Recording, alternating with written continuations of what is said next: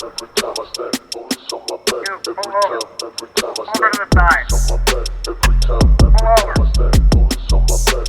Pull over now. Move your vehicle over. Move it over. That's my man Crook Diesel. That's my man Crook Diesel. From what we know, the map featured in GTA 6 will be an amalgamation of several areas spread over two key locations: Vice City and Port Gellhorn. It's clear from leaks and insiders that the Vice City areas are based on Miami, while Port Gellhorn pulls from Panama City. Certain areas in Vice City will also pull from other real-world locations, introducing a large prison and mountain range, neither of which originate in Florida. Judging from the leaks, we can see a vast number of new and returning locations, as well as plenty of points of interest that will likely feature some form of pastime or activity. Just a few of the locations which may be based on real-world locations are: Rockridge, based on Little Havana; South Beach; Lake Leonida, likely based on Lake Okeechobee; Grass Rivers, based on the Everglades. We can see, via the locations, several activities that have become a tradition within the Grand Theft Auto franchise: nightclubs, theme parks, an airfield, observatory, mini-marts, golf club, body shops, and much more. There's even a pawn shop that seems inspired by a shop in Puerto Rico, called Joyeria en Pinos. Characters: Lucia and Jason. We should see two protagonists in GTA 6 according to various leaks. These are Lucia and Jason, who are pitched to be very similar to Bonnie and Clyde, as in a couple in love who wreak havoc across cities via a crime spree. While we don't know a great deal about them individually, we have seen what they look like, but little else is known.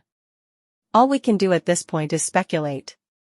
For instance, we know they are in a romantic relationship, but we don't know if the couple starts out this way at the beginning of the game. We could also see some form of relationship tracker that paints a picture of the health of their relationship. Although when that idea was floated through the community, many pushed back against it, not wanting the game to become a relationship simulator. We're also unsure if we'll see any returning characters from other installments of the franchise, though it wouldn't be a surprise to see some Vice City regulars pop up for a cameo. Other characters mentioned are Chester, Danny, Iris, Dale, and Brian. Most of these seem to be contacts or owners of local businesses, so they may not play a large part in the game. New police interactions. Possibly adding to the traditional wanted system is a deeper mechanic that implies civilians and police officers will react in more detailed ways. Within leaks seen during the Hank's Waffle robbery video, we saw mention of full description, which implies that witnesses have a full description of what you look like. This may be a stretch, but later footage in that same video shows full vehicle description, which we believe means a witness spotted your vehicle in criminal activity.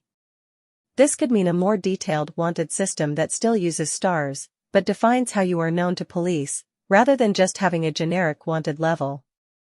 It could work out that you might need a disguise for a set period of time if someone knows what you look like. Or a new car is needed for your follow-up job. Criminal activity. There seems to be a few new criminal activities available in GTA 6. Each of them are likely to play a large role in the campaign at some point, before becoming side jobs. Money laundering seems to be present, as we've seen a washing machine logo with a $sign in the center, a universal symbol of money laundering. This suggests that there may be businesses and properties you can purchase in order to clean your criminal income. Fences are mentioned in several instances.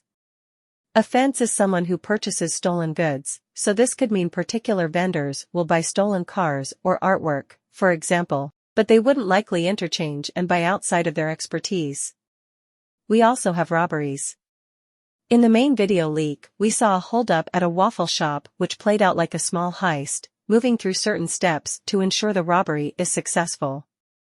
The player was able to command their partner, which gives us greater control. While these may be a feature of the campaign, it's likely we could see them as side jobs, or even online activities. Hacking. Hacking is very likely to make an appearance in GTA 6 due to the items we've seen held by Lucia. In an older leak, it was hinted that the female protagonist would be a hacker, and this inventory of tools seems to point in that direction. We've seen that Lucia holds a tracker jammer, possibly for expensive car heists to prevent the police being able to track your movement. She also has an immobilizer bypass, which also points to vehicle interaction, as many expensive cars have immobilizers to prevent theft. She also carries a USB drive, which seems generic, but could be holding viruses, and finally, an auto dialer, which could be linked to running scams. Smaller details. Other small details spotted are things like a shareable inventory, so both characters have access to the same items and tools, a ping system, switching shoulders while aiming, a cover mode, and more detailed character models which show possible body and hair growth. Everything we know is purely speculative, given the nature of the leaks. While some things are more concrete, a lot of guesswork is done based off what we saw in the leaks. Until we see a trailer or some official announcements, we may need a pinch of salt to hand. Don't forget to hit that like button, comment, and subscribe for more GTA updates and videos.